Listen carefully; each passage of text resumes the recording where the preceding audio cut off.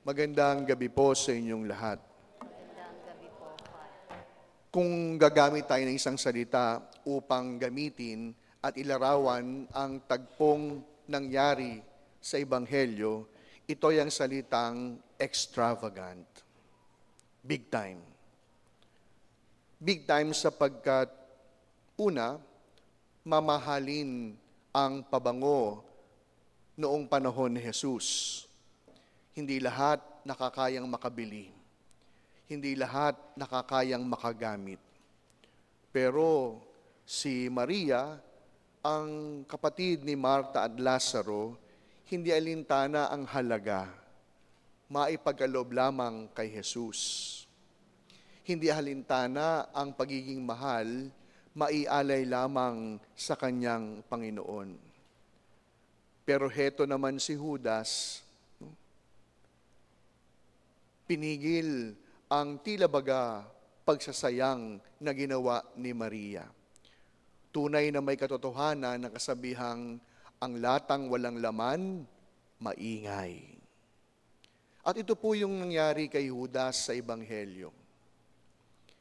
Nakita niya yung pag-aaksaya, pero hindi nakita ng kanyang mata ang pagpapahalaga na binigay ni Maria para kay Jesus. Alam niyo, napakaraming simbolismo ng Ebanghelyo sapagkat una, ang pagtanggap sa bisita ay isa pong bahagi ng tradisyon at kultura ng mga Hudyo. You can just imagine. Tatanggapin yung bisita mula sa isang malayong paglalakbay. Noong panahon na yon, wala namang pong taxi. Wala namang MRT. Mahabang paglalakad ang siyang ginugugol. Kaya, you can just imagine kung gaano po kadumi yung mga paa ng mga bisita. Pero anong ginawa po ni Maria? Hinugasan, nilinis, pinabanguhan. Hindi alintana ang halaga para sa kaibigan. Pangalawa, ang sabi, talagang ginamit yung kanyang buhok upang tuyuin ang paa ni Jesus. Isang napakagandang simbolismo sapagkat ang tradisyon ng mga Hudyo, kapag inilugay ng babae ang kanyang buhok, ito po ay pagpapaubaya ng kanyang sarili. Na kung saan sa paghuhugas ng paa ni Maria kay Jesus, ipinauubaya yung kanyang pag-ibig, ipinauubaya yung kanyang kayamanan, ipinauubaya ang lahat-lahat sa kanya. Tunay nga po, na walang sayang, walang mahal para sa isang iniibig. Kaya po, kung ating titignan, mahal ang mga araw na ito sapagkat hindi mura. Mahal ang mga araw na ito sapagkat hindi lamang pabangong mahal ang ginamit, kundi mahal ang mga araw na ito sapagkat buhay ang naging kapalit. Pero heto naman si Judas, nakita yung tila baga pagsasayang ni Maria at hindi nakita ang kanyang pagpapahalaga. Alam nyo, sa isang banda, minsan para po tayong si Judas eh. Bakit? Ang tingin natin, ang Diyos nag-aaksaya lang sa atin. Ang tingin natin, parang sinasayang lang ng Diyos yung biyayang ibinibigay sa atin.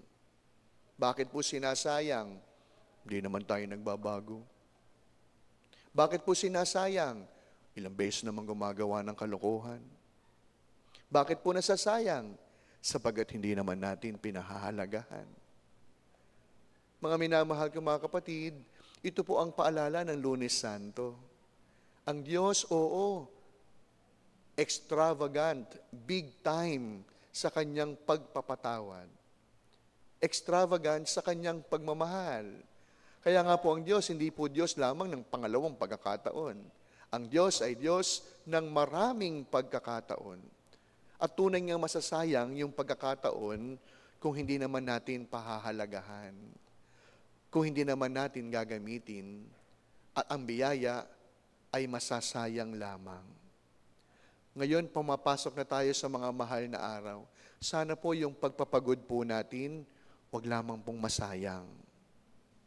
Kasi kung lahat nga ng simbahan na puntahan mo, pero para ka namang latang walang laman, sapagkat napakaingay mo sa pagtutuligsa ng iyong kapwa, sinayang mo lamang yung pagod.